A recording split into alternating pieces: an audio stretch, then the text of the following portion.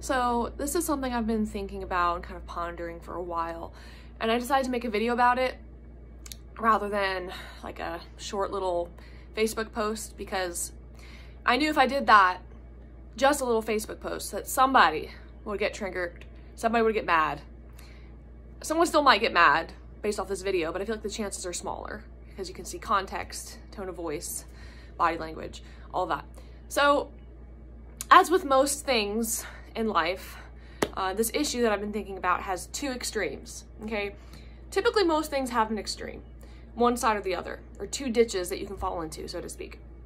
So with this one issue, I'm thinking of like the idea of boundaries, self-care, how we deal with relationships.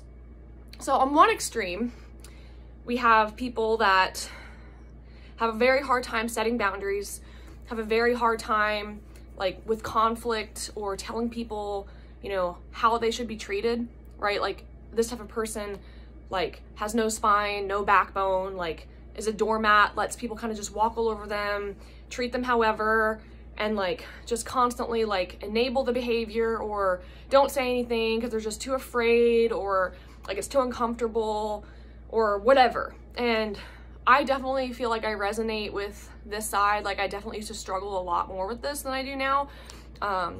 Like I had a very hard time saying no and like putting up with and tolerating bad behavior that I shouldn't have put up with and tolerated, right? So that's one side of the extreme, and that's not good, right? Now on the other side of the extreme, on the other side of the spectrum, you have people that put up so many boundaries that basically you're just, it's hard to say because like boundaries are good, right? But like they can be bad, right? If you're just cutting people off all the time for any slight that they do, or like any problem that comes up, they immediately just like get cut off, or like they're just super aggressive and like, you know, have zero tolerance for like any type of like interrelational conflict, right?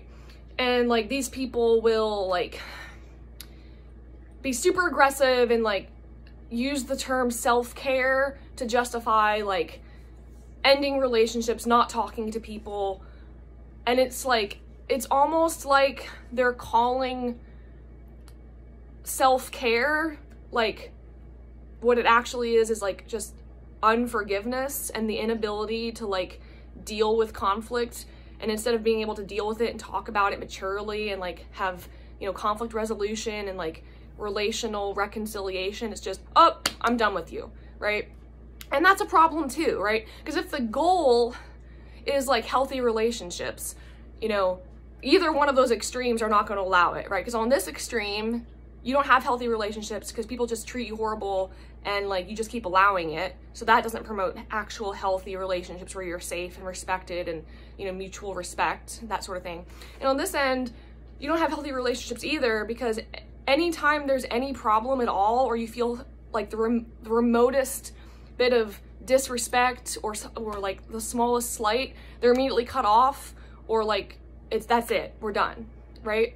So there's no healthy relationships there either, because it's unrealistic to expect that there's not going to be any conflict or any misunderstandings like in a relationship, right? Like we're all human, we all make mistakes. Sometimes we do things wrong on purpose, you know, we, you know, ask for forgiveness, you know, make amends. Sometimes we make mistakes on accident, or sometimes there's just a misunderstanding. So it's like, you can't cut off and end every single relationship just because there's a hiccup in the road, right? Because that's just life, right? So the happy medium here is like being able to set boundaries, to tell people like how you want to be treated, but then also being able to like do problem solving, you know, relationship reconciliation, forgiveness, working through a thing.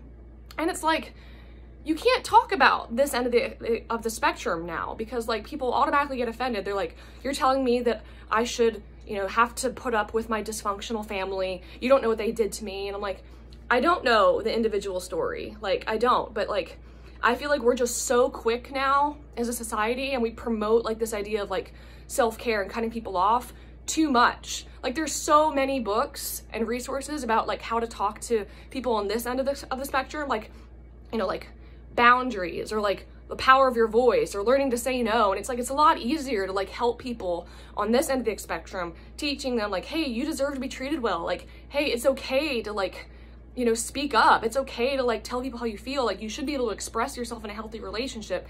There's so many, you know, resources and videos and support for this, right? But it seems like there's not a lot of resources or talk about how to deal with this end of the spectrum, because it almost seems like we promote this side so much as if that's healthy and like as if that's the goal. And I'm like, we're not really achieving healthy relationships if we're not able to talk about both sides of the spectrum, right? Like, I've, you know, talked about this before. People automatically get offended. They're like, well, this person abused me. And I'm like, we have to be careful about the word abuse, because like there is actual abuse that exists, obviously, and I feel like you definitely like should be able to cut off relationships in that context. But like, sometimes I feel like people use the word abuse for things that aren't actually abusive. It's like, oh, this person hurt my feelings, right? So this is an abusive relationship. And I'm like, well, maybe, you know, try reconciliation or like talking about it first before you immediately jump to, you know, cutting the person off. Because maybe the person said something on accident or didn't mean to, or they were having a bad day and they felt bad about it. And it's like, is it worth cutting this person off over a misunderstanding, over, you know, over something said in the heat of the moment? And then, you know what I'm saying? So it's like, it's hard to like know how to help someone over here, because it's like they think they're doing the mature thing and the adult thing by like putting their needs first and like separating themselves from toxic and dysfunction, when in reality, like, the person's behavior is oftentimes like the source of the dysfunction. Imagine if you cut off someone every single time they hurt your feelings. Like, I couldn't talk to anyone. Like, I literally, like, I would have no friends, because everyone has the ability to hurt your feelings at some point.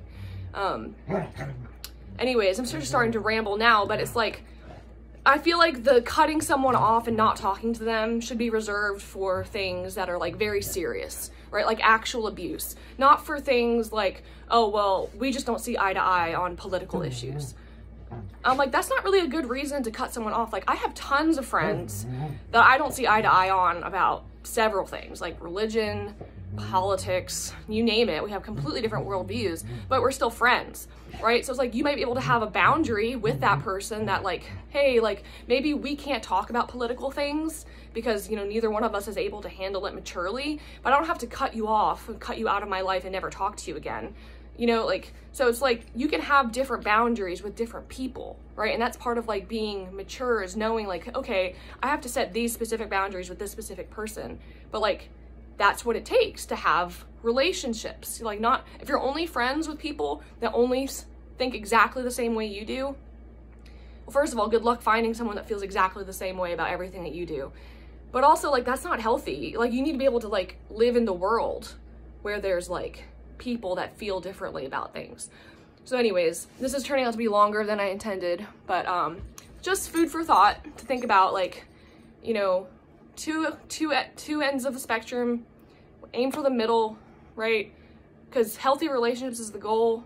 Can't have that if you don't have any standards and just let people treat you however. You also can't have that if every time someone messes up or hurts your feelings or there's any hiccup in the road, you cut them off. So like, let's aim for somewhere in here. That's all I got.